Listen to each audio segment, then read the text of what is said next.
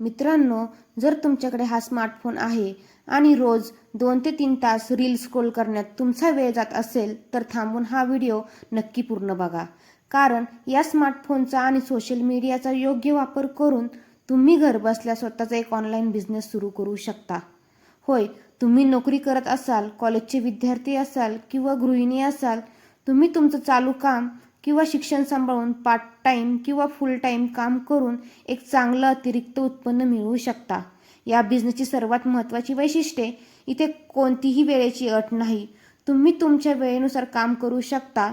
हा कोणताही फिक्स पगाराचा जॉब नाही, तर हा एक बिझनेस आहे जिथे तुम्ही तुमच्या मेहनतीनुसार हवं तेवढं उत्पन्न मिळवू शकता.